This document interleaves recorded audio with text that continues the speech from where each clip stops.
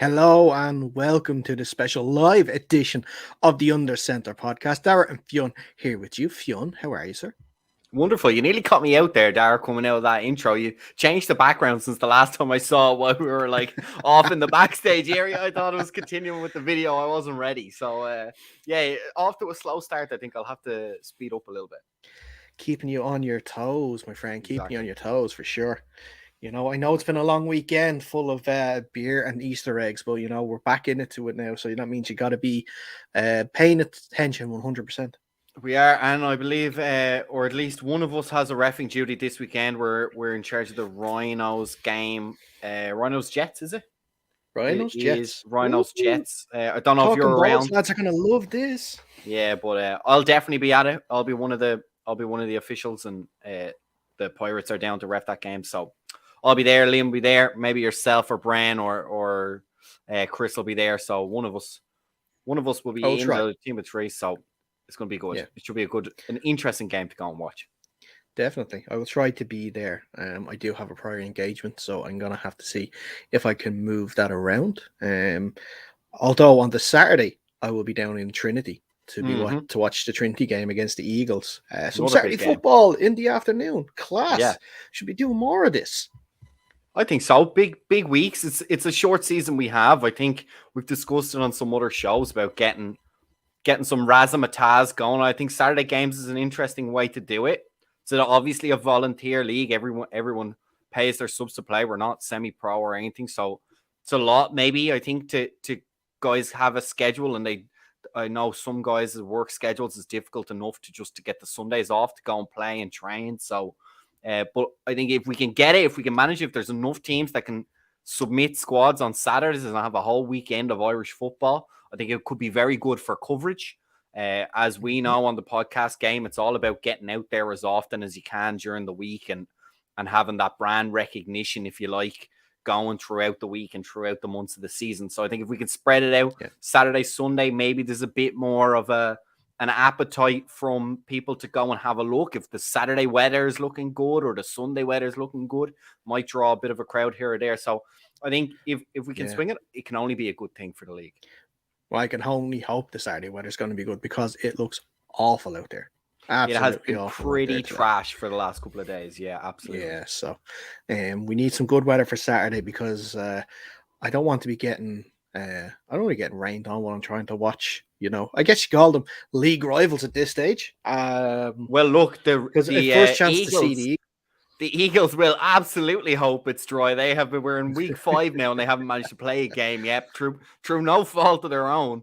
But what an interesting scenario. We've got teams going in to play their 4th game of the season, and the Eagles haven't even kicked off their 2023 season yet. Yeah. And look, the reason why Division 2 was there was for these teams that didn't complete their season to sort of give them a chance to, obviously barring the Giants. I know I think they did have one game that they actually had to cancel for reasons, but they didn't really struggle with numbers last year. But ourselves, the Eagles and Trinity obviously had multiple cancellations, and now their Eagles must be feeling a bit of deja vu for more cancellations. But this time it's nothing to do with them in terms of numbers. It's obviously the first game against ourselves. The ambulance doesn't show up. When it's booked and everything like that, you can't plan for that. That's like beyond their control. And then obviously their game 2 weeks ago, just before Easter, was waterlogged pitch. Actually, it was a waterlogged pitch down in Wexford, so that's why they couldn't play that game. Again, the elements, you can't control that, and I guess they're wondering what next freak of nature thing is going to cause them not to play this game now this week. I think the leading odds maker on this one is that the referee comes down with a case of the flu and he can't make it. That's my bet at the moment. I mean, it's the last thing standing, right? Aside from the whole pitch sinking into the ground, which obviously that's our home ground as well, so we hope that doesn't happen. But I think certainly the Eagles will not want to waste another busload of petrol driving all the way up to Dublin just to not have a game. And I expect it will go ahead. And I think it's going to be a very tasty game. Got a lot of implications on a Division 2, which has a slightly funny structure this year. All the teams will be going to the playoffs.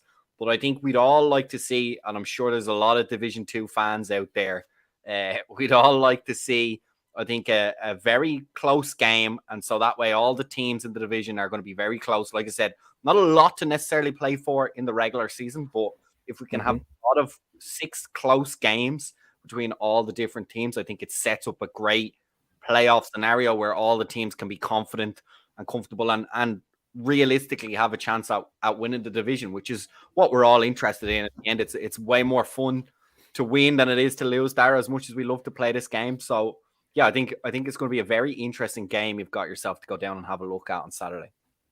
Yeah. I think there's might be a few other Pirates coming down to the game as well. So we'll definitely, scout the opposition, because only in a couple of weeks we actually do go down to Wexford to face the Eagles. So we'll see what happens there. Because we did see, of course, on the day we only had, but the day we had good numbers, and which was great to see, because the Eagles also had good numbers on that day too. So they definitely had a good offseason in terms of recruitment. From what we heard of the Trinity game, they had a good, I think, 22, 23 bodies down for up in their game in Causeway with the Giants, which was good as well. So some definite good numbers, and some definitely some good games ahead. I'll run through the games very quickly. Of course, this is the Ask Us Anything show. If you have any questions and you want to get on to us, drop it in the comment section there on the video on YouTube, and we will answer them as best we can. We did get a few questions beforehand on Instagram. I asked it on the Instagram story if you wanted to ask your questions. We did. I'll get to them shortly, but very quickly, Saturday's games, we start in Division 1. It's the UL Vikings looking to continue their unbeaten start to the season. They're at home to the Razorbacks, who have lost 2 games in a row after their opening day victory against the Jets. And then, like we mentioned, Trinity College at home to the Wexford Eagles in the Trinity Sports Grounds. Both games kick off at 2 p.m. On Saturday. On Sunday's fixtures, it's 5 games spread across Division 1 and the Premier Division. In the Premier Division, we'll start off with the Dublin Rebels against the Craigavon Cowboys. The Rebels, of course, coming off their come-from-behind victory against the Knights just before Easter. The South Dublin Panthers are at home to the Westmeath Minotaurs, because the Panthers now going through a bit of a rebuild, losing a close game against the Admirals a few weeks ago. They are going up against the 1-0 Westmeath Minotaurs, who beat Craigavon Cowboys a couple of weeks ago. And then it's an all Belfast affair, Belfast derby, you could say. The Knights against the Trojans. Like we mentioned, the Knights almost caused one of the biggest shocks of the season so far by nearly beating the Rebels, but unfortunately they couldn't do it. They're at home to the Trojans, who have had a underwhelming start, you could say, to the year. They are 1-1, I believe, after beating Craigavon Cowboys 7-0 away from home a couple of weeks ago and losing their first game comprehensively against UCD just before that. Then in Division 1, I think it was the Minotaurs there. No, the Minotaurs beat the Cowboys. Sorry, yeah. You're right. Yeah. The Trojans beat UCD, and that was the day of the aforementioned player who shall not be named on the Trojans being pulled over for a crime that shall not be named, because we're not allowed to speak about it. Then Division 1, like you mentioned, the Dublin Rhinos are at home to the Antrim Jets. The Rhinos 1-1 after going up and beating the Razorbacks comprehensively before Easter. And then on the first week of the season, they lost narrowly against the Vikings. So this is their first home game of the year. The Jets, unfortunately, starting 0-3, I should say, 3 straight losses. The Loud Mavericks, after their massive win against the Jets before Easter, are at home.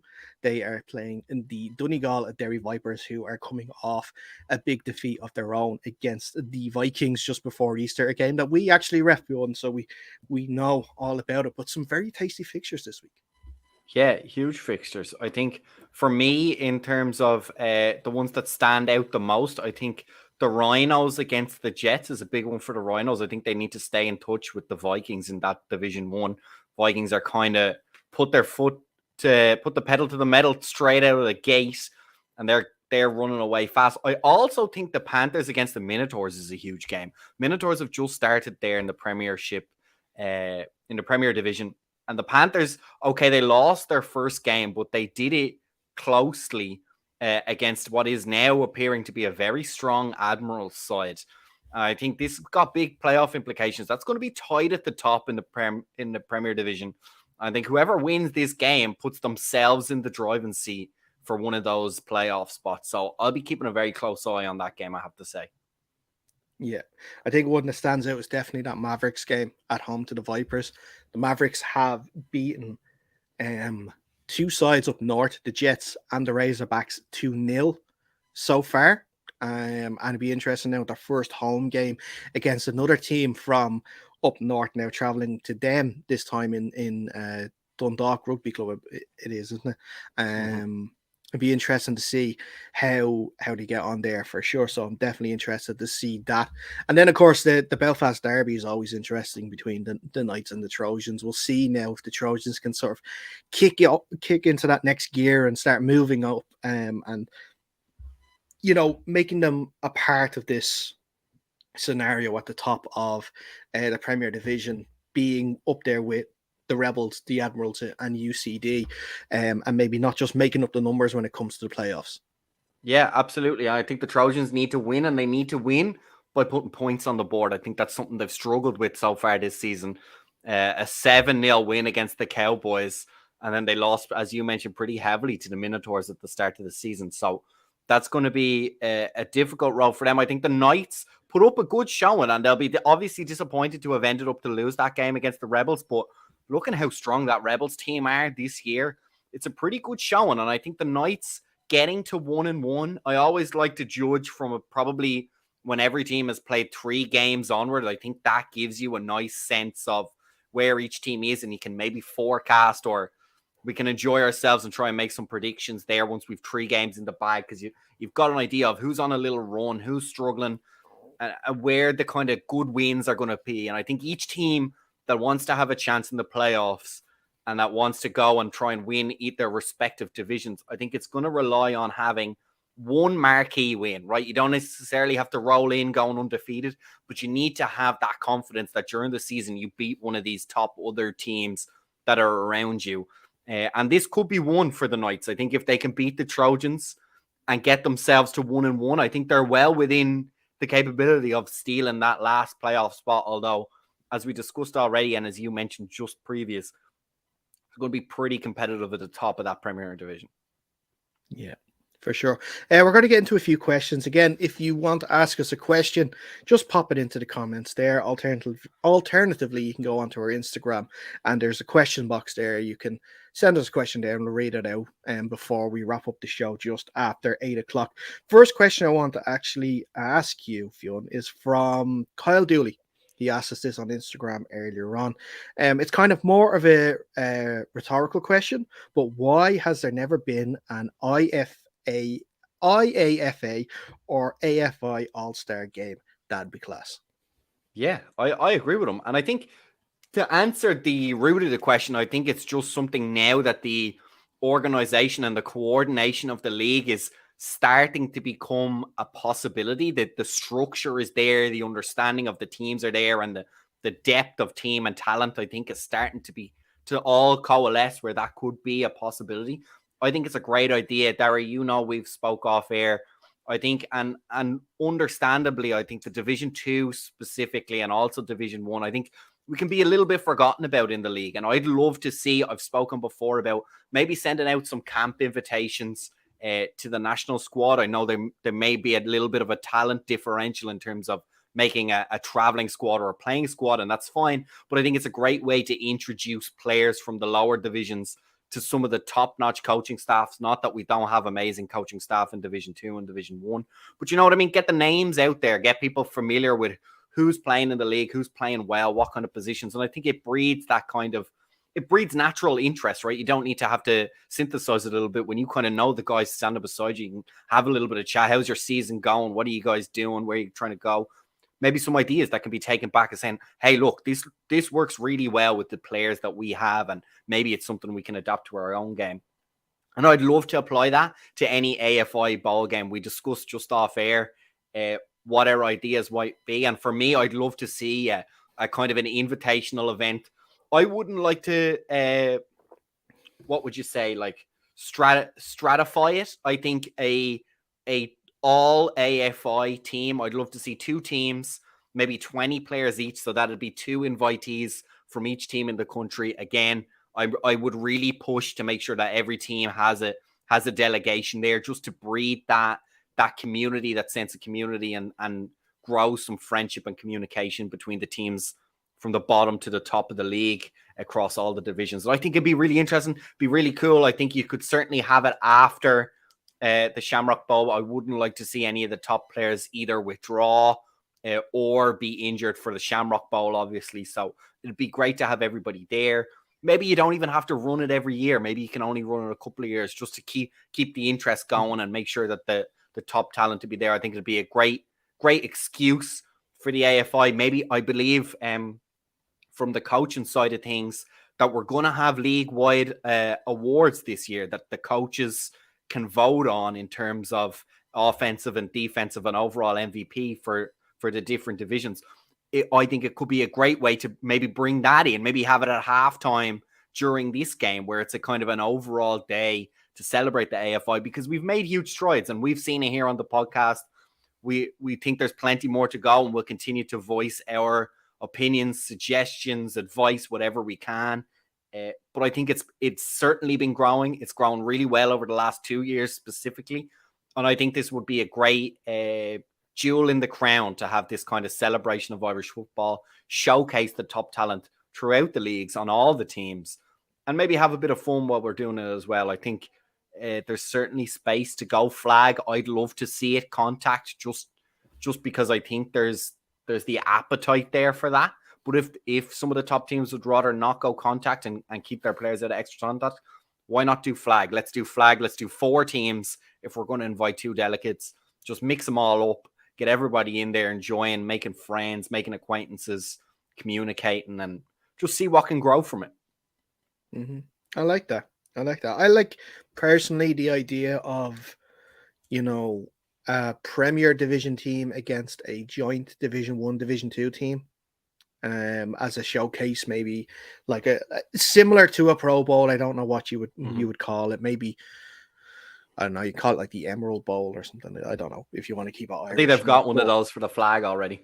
Yeah, I think the Emerald Bowl is the flag bowl. But you know what I mean, like a recognition of the top players from each division, and maybe not a league-wide overall, because understandably it'd be dominated by probably Premier Division players, with some Division 1 sprinkled in there, and then, like you mentioned, Division 2 might be forgotten about. And I think there are some very good performers in Division 2 like that. The player you're mentioning about yearly awards, the league is doing monthly awards, and the monthly player of the month was a defensive player in the Causeway Giants in Division 1. So like there's talent down there, so it just has to obviously be showcased and seen a little more.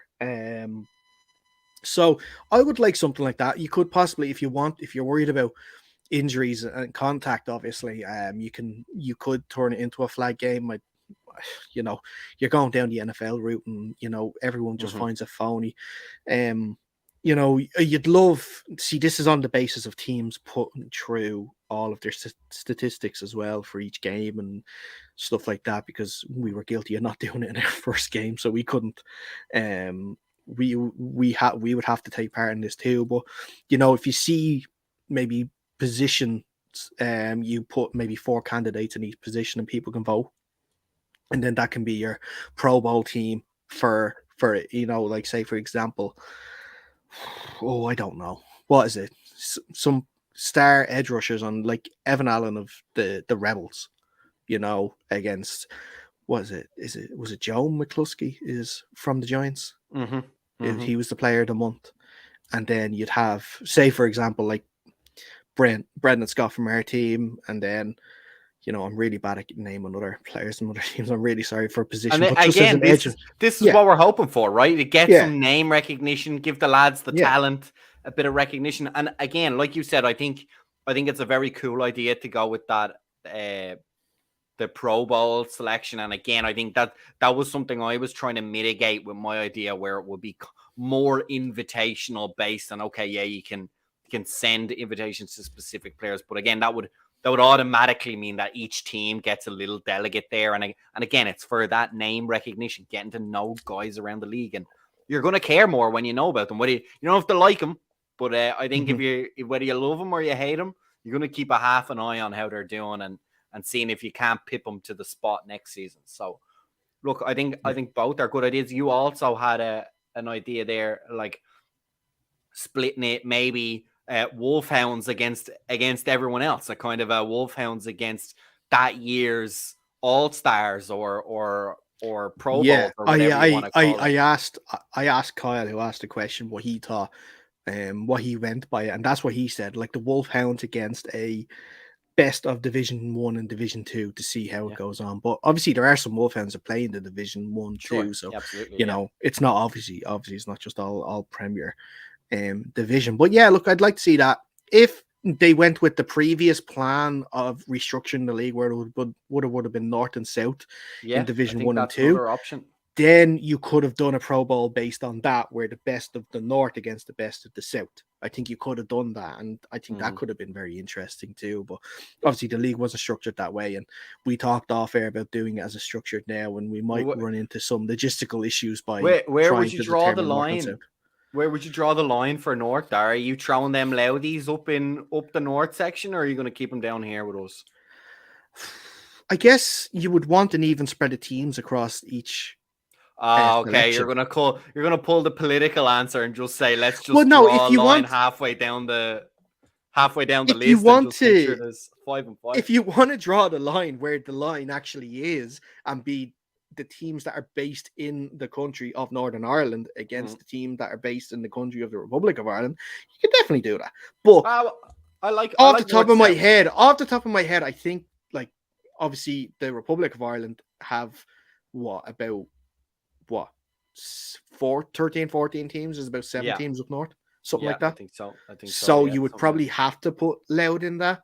You've got to put us then. If we're North Dublin Pirates, it doesn't get much more northerly in terms of. Wouldn't Westmeath be a little closer to North than? Oh yeah, you see this. These are all the things I'm asking. Where are you going to go? You're going to go geography. You're going to go allegiances. How are you going to go? I do like the idea though of not inherently Northern Ireland against Republic of Ireland. I do like the bowl games that they have, the college bowl games where they have the East-West. It's not necessarily East and West, but it's roughly. We definitely couldn't do an East versus West. It'd be 2 teams against. Yeah. We couldn't do the East versus West on that. But no, look, listen, it's a great question. Thank you to Kyle for that. We really, really appreciate it. There's still time for you to get your questions in. Just comment on the comment section of the live chat section, I should say, of the live stream here on YouTube, or send us a message on Instagram, just like we got from Ian Summers, who sent us a message on Instagram. He says, which team has surprised you the most this year? And then alternatively, which team has disappointed you the most? Okay, I'll go first. I'm going to pick the Admirals out as the biggest surprise. And I think perhaps they might think that's a little bit unfair. And I don't pretend to have a very in-depth knowledge of the Irish game in terms of beyond Division 2. I really enjoy the shows that we're doing and putting together the graphics as you do, Dara, and watching the scores come in. It's certainly making it much more easy. But for me to go out, first of all, to beat the reigning champs, that's always a statement game, right? So going out and beating UCD, and then a win against the Panthers, who, as I said, they might have started slow, but they're only 0-1. We don't know where they stand right now, and that might end up being a playoff contender or a playoff team. I think that would be really cool to see if they play well. I think that's a huge 2 wins straight off the bat for the Admirals. I think that's really cool. In terms of who've been a little bit slow out of the gates or have been a little bit disappointed by.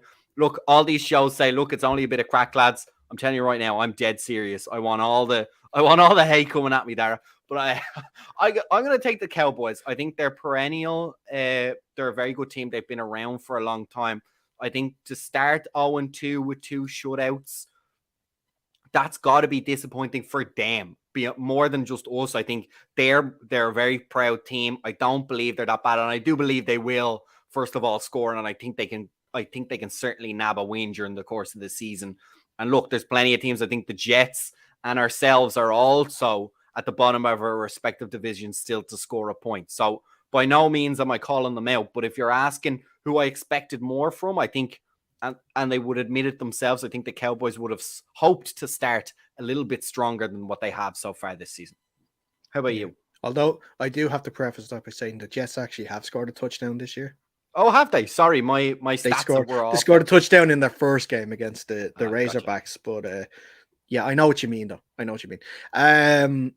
Yeah, I guess the team that has surprised me most, I'd probably have to go with the Mavericks. I knew they were strong. Like, we know that they were strong last year. I think that beating, first of all, the Razorbacks 33-0 was a really, really big surprise. It doesn't matter who went out of the game or who was, ejected from the game. That doesn't matter. The fact that they still went up there and did their business, and then to do it a week later and then to beat the Jets, I think, was it 56 in the end? 56-0. First of all, kudos to their defense for not conceding a point. And then to their offense that have just dominated these games. Like I said, we knew that they were good from last year. Their problem was that they didn't have a lot of players and they ran out of steam towards the end of the year. It looks as though the numbers still aren't huge, but they are better than they were last year. And the talent in that team is scary as well. So if they can keep fit, keep healthy, keep the numbers at a decent level, they can definitely be in that playoff scenario for sure, and maybe even a bowl game against, who knows, it could be the Rhinos, it could be the Vikings. We never know, because the Razorbacks, obviously with all those players, they will gel at some point, so we'll see what happens there. Disappointed is a tough one, because we mentioned it on last week's show, there's been a lot of teams so far that have had shutouts in games, and a few teams that have had multiple shutouts now in games too.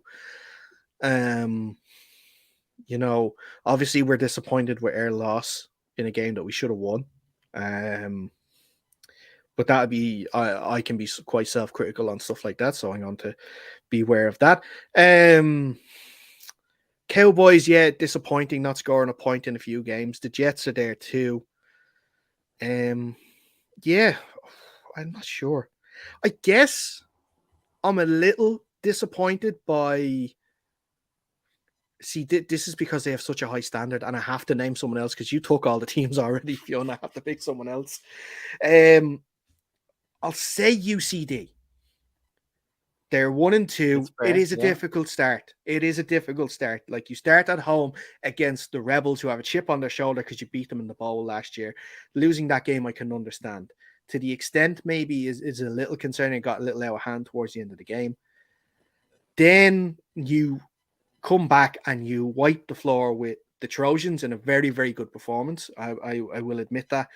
And then obviously you got to Cork just before Easter, and then you lose a close game. In a game where all the points were scored in the first half, they did not score again in the second half either, which is something that you don't normally see a lot of. So I'd say I'm disappointed in UCD only because their level of expectation is so high after the season that they had last year, and considering that they are still a strong side. So that would be, but I'm not closing the book on them or anything like that. I still think that they're making it a playoff and will more than likely make it to a bowl game. We could see a repeat of the Shamrock Bowl this year. That's if the Rebels and the UCD have to say, well, like we saw with the Admirals, they will show up and they can wreck someone's day. No bother to them at all.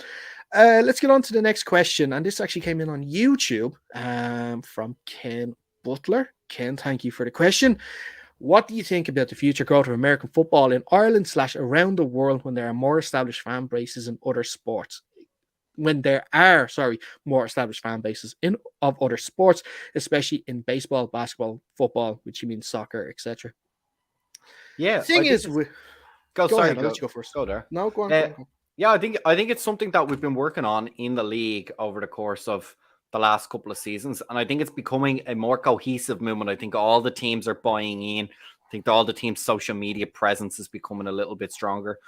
it'll always be a niche sport in Ireland. It just will. It's a small population. We've got our own native games and we've got well-established games, as Ken pointed out. So there's a lot of hurdles to overcome, but I think the key is twofold. I think the first thing is we got to get as many people involved in the game, get as many teams up and running and stable as we can, and then slowly maybe look at how we can position the league to best take advantage of some of the top-notch athletes that we have in Ireland. And we do have fantastic athletes. Look at the international standing of the soccer team and particularly the rugby team for such a small nation. There's some fantastic athletes. GAA, if anybody outside of Ireland is watching the show, is a fantastic sport that's broken into Gaelic football and hurling. If you look any of those up on YouTube, they're phenomenal athletes. So I think it's a two-step process. One, we don't want to lose the grassroots of this being a small sport in Ireland that's growing a particularly niche fan base, full of loyal fans, full of guys like myself and yourself, Dara, with the greatest of respect, who just love the game. We're not necessarily top-notch athletes, but we love to play. But also, I think as fans of the game, as fans of the game, though, Dara, I do think we'd also love to see, right, some really top-notch athletes that we have in Ireland stay in Ireland and be able to showcase themselves great in Ireland. I think that's the long-term goal of the league, maybe, certainly in the Premier Division. And I think it'd be great to have a strength to even open up a third division if we can in the next 20 to 30 years and have teams really grow and just be in the community. I think that's another great thing. 4 divisions even. Yeah, I think it'd be great to have the community aspect to it as well. Fundraising, charity work. I think there's all sorts of things the clubs can also do to give back to the community that will grow that fan base, as Ken is talking about. Yeah. I think, look, listen, in America, they've built American football so much that it's grown into its own monster where it takes over everything. Like, if you look at the viewing figures over there, like, it gets nowhere. No other sports gets near it. The only thing that really gets near it is probably the World Cup in soccer. You know, even the basketball finals don't even get anywhere near it when it comes to the actual Super Bowl itself. Yeah, like what you're saying, I can't disagree with anything you're saying, and I guess it's hard to add anything more what you've said. You have summed up perfectly what we need to do, and I think we need to push it. It's so much more that there's so many other things and that goes into it here than just, you know, playing American football here. There's coaching, there's flag, there's so many other avenues, and also we need to make a bigger push to show that there's no barriers on gender either. I think that it's still seen as a male-only sport, but it's not. If there's any girls or anyone else that wants to play and feels that they can't because they think it's an only men's sport, it's not. Football's for everybody here in this country, and that's one thing that I love especially. That if you want to play, you can play, whether that is tackle or flag, doesn't matter. If you want to play, there's a spot for you. To play, especially on the Pirates as well. You know, building up the national team is a good thing as well. Getting involved in other competitions against other countries is a good thing too. Trying to get more, and this is what the league have done. I give them credit because they did the Ron Woodson thing there during the off season, trying to get some established vets over to do some training camps and stuff like that. Getting podcasts like ourselves, Talking Balls, Domestic Game, Irish NFL show, I guess NFL Ireland, even though that is kind of domestic game, but you know what I mean. Getting them to keep promoting the league every year like it is now, getting people on from teams from all over the country on to talk about the show and getting their name out there too. You know, that's what's going to help. And I think that this is the first year that I think it's been taken a lot more seriously when it comes to this social aspect of social media and podcasts and stuff like that. And that means it can only grow from there. Like you mentioned, a lot of teams now are taking social media a lot more seriously.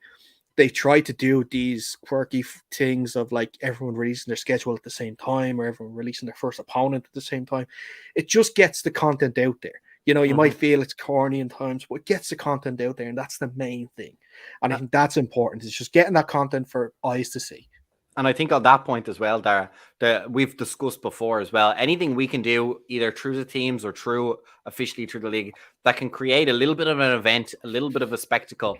For me, they're golden because they hit both. They hit the Mhm. players playing. It's always more fun when there's a little bit of an event, a little bit of razzmatazz, and it's going to draw in that crowd and that fan base. And I think that's why that Ken is kind of reaching at. And I think because we're so small at the moment here, it's got to work twofold. It can't be one over the other. We can't aim to provide a product when we're Mhm. essentially still a pastime for most of the players. So we've got to make sure that the incentives that we're doing improve the quality for the players. And I think that will inherently improve the quality of what's on the pitch, and that will draw Yeah. in more fans.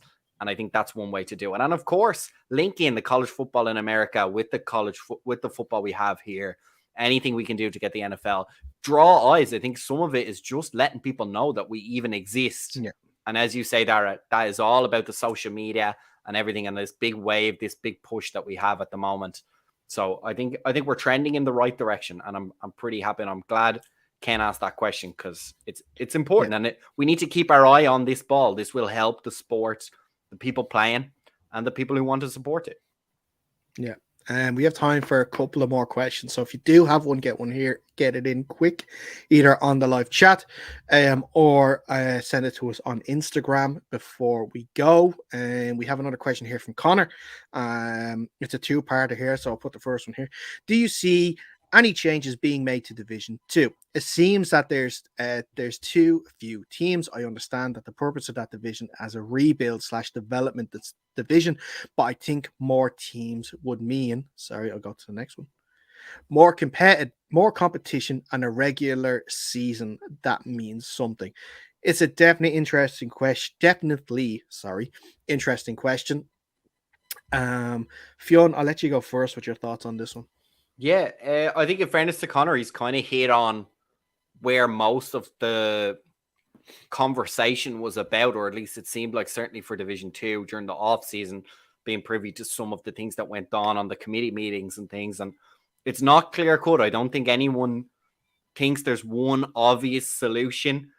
Everyone is very clear that the priority has to be to make sure that any teams that do compete are stable and can continue to compete, not just through to the end of the season, but hopefully into the next seasons.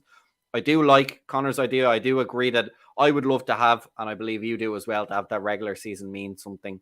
I think right now, it's my opinion that right now, this is the correct format to have, and it might be for the next couple of years. I would love to see us tack on, as did the Jets and Vipers, and be able to compete at that level, at that kind of low mid tier of Division 1. I think obviously the goal is obviously to get in and compete really highly in Division 1 as the Mavericks did. But I think if we can get to a point where Division 1 can be joined with Division 2 and then maybe separated into two subdivisions or a little conference within that, I don't know. It's certainly enough teams. I think it's too many teams to just have all of the teams of Division 1 and Division 2 lumped in together. But I'd love to see that gap narrow a little bit. We know from on the pitch, especially playing the Mavericks last year before we ended up having to pull the season, it's difficult. And it's difficult to keep the teams going because you get a lot of rookies where we are. They're not used to playing the game. They're also not used to how it works. It's important to win, and it really is important to win. Just one game or two during the season can sometimes be enough. I think going with 0 wins is just tough to keep retention, which is already hard enough to begin with. So, look, I completely understand. Maybe I think Connor's just is this really the best option that we have? Personally, I do feel like right now, yeah, it is the best way to make sure that every team that we have in the AFI, no matter where they are, is on the most solid ground before we introduce them back out into the general population, Dara. Yeah. And look, I understand, and I understand that it's tough to sort of, get your head around the fact that the way the league is set up in terms of, I don't necessarily mind the only 4 teams, but the fact that every team gets a playoff game and then every team gets a game after that, whether it is for a bowl or it is for a third, fourth playoff. means that everyone gets their 8 games. I understand that, but I understand that has rubbed people up the wrong way. It did. I'll look, putting it out there. It did for me too at the start. Um, but we have to get 8 games out of it, and I don't know how you can, ask some teams to play an extra away game and some teams not to. And you like, how would you determine which team you play 3 times and which team you would only play twice? Mm-hmm. If you were to get 8 regular season games, and then after that, look at going into a playoff. I know it's a short league, and I know we have to try and play as many games as we can, or we want to play as many games as we can. But I think that, and there's a question that I want to ask you after this, that kind of goes off this, which might be an interesting one that hasn't been asked yet.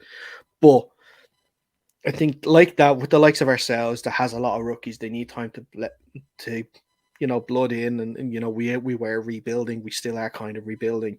That going to say, for example, if we were in Division 1 with the Vikings, traveling to Limerick to get hockeyed 50-0 is not going to do anything for the rookies in our team. It's only going to dishearten them. It's only going to dishearten the veterans probably even more too, considering the year that we had last year. And I think that we need a chance to grow with teams that are probably in our, how can I say, competitive bubble, I guess you could want to say, that are on our competitive level. Now we say that we haven't played 2 of the teams yet, so we don't know. They could be well better than us. So, but yeah, I think that for right now, this works. If we see now, listen, a total of 2 games has been played in this division so far. Only 2. So we don't know how competitive it is going to be until we get 3-4 more games where other teams play each other. We won't know more now until we see this game on Sunday between Trinity and the Eagles, because they are seen as the 2 strongest teams in this division. So if they have a really competitive game, then we'll have an idea. But then we'll have to see. Obviously, we have our return game against the Giants in 2 weeks' time, and then we have the game against our first game against, which should be technically our second game against the Eagles, and then obviously we play Trinity twice in May. Yes, May. So then we'll see more then. I get you want to make it competitive, and I get, but the question that I want to ask you, Fionn, that I've come to real that I want to actually look at is, considering the start of Division 1, do you think that there are teams, now forget about the recruitment and forget how many numbers that they have, or who they've lost, but do you think that there are some teams at the moment that have gone up to Division 1 they felt have gone up too soon? Look, I think the stats at the moment would suggest that the Jets are not having the best time. And I don't want to speak for them, but I certainly think they're feeling the pressure on all sides in terms of what life in Division 1 is like. Personally, I know a lot of our guys, a lot of guys in Division 2 on the teams that certainly ourselves and the Giants, that the left behinds, if you like, were kind of questioning, was there such a big gap to warrant those teams going up? And I think you could argue that toss, but I think the reality is that they're probably going to play well. It's kind of going to separate maybe into two halves, the top half and the bottom half. And I think the Jets are going to need to work hard, but they can keep in touch. I think if they can get a win, that'll certainly make them feel more comfortable about life in Division 1. But yeah, I don't think I'm going to call out anyone and say that they've been taken up or that they've gone up unwarranted. I think what I'd love to see is Division 2 pull in a couple of new teams, and I think that would make it, and I think it speaks a little bit to your point, Dara, and to the original question Connor asked, where now all of a sudden the Division 2 has 6 or 7 teams in it, and now the regular season is serious and does have playoff implications. And I think it's a great way. It'll be there to grow those teams. I think there's certainly appetite probably in Galway. They had a team at one point. There's a couple of Dara's lost. We've lost Dara. There's a couple of teams out west. There's a couple of universities out west. We've seen the success that university teams have had. So I think there is a possibility that we could add 3 teams to the league, to Division 2. And if we can do that, I think it looks a lot more healthy. And I don't think we need to be too worried then about where the line is between Division 1 and Division 2. So ultimately, Dara, I don't know. I know you were kind of frozen out there. You dropped out. But to summarize up what I was saying is, said, look, yes, of course, some people can have hard feelings about who's went up and who's went down. I think the Jets will feel comfortable if they can win a game this season or be very competitive in a couple of games this season. For us, I think it's clear, certainly on the Pirates side, look, there's plenty of work to be done with the Division 2 opponents that we have, right? Let's not go asking for too much. But as I said, to kind of loop back around between your point and the question Connor originally asked, I think if we can get in 3 teams, 3 new teams into Division 2, I think all of a sudden that division makes a lot more sense. It looks a lot more healthy, and you are playing competitive football. And as I mentioned, I think there might be still appetite in Galway. There's certainly some universities out west that I think could certainly, we've seen success from university teams throughout the 3 divisions so far. So I think that could be one way that we kind of address 2 birds, 1 stone. I think we have to get those Leash Labs as a kit team now. Well, if they're going to be a kid team, they probably need to change their names to something a bit more threatening, maybe. Yeah, I know, but I know we do have to get a team back in Galway, or if we want to put it in Mayo, we need to get one team back out there for sure. I know Waterford tried to set up a college team there before a while ago, and that didn't work out. But I think that's what Division 2 could be perfect as an introductory league for these teams to sort of find their feet and get used to playing tackle football. Because like that with flag, it's obviously easier to get numbers. Well, not easier, but like you don't need as many numbers to play a game than you would obviously with the tackle team. So I think it would be a good idea for Division 2 to be that developmental / introductory league. And look, if it does start building enough where we have more teams from where we can get that 4th division, we can turn the new Division 4 into that and make it lower, exactly. and then have it, exactly. and have, we can do it that way, because the more teams we get in this, the more people we play, all the better. That is all the better for us, for sure. But look, listen, I think we are way over, and we're only going to go to about 8 o'clock or so. It's nearly 20 past 8. Thank you to every person that has submitted a question there today. We really appreciate it. We hope we've answered your questions admirably and adequately.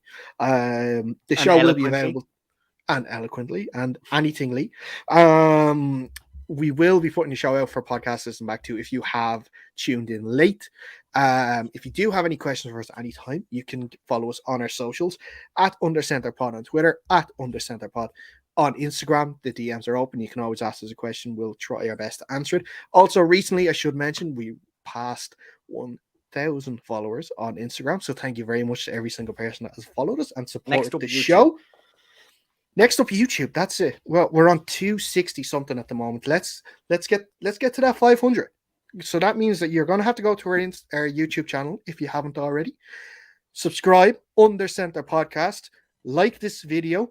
Subscribe. Comment if you want to on any questions that you will have. We will answer them off air as well.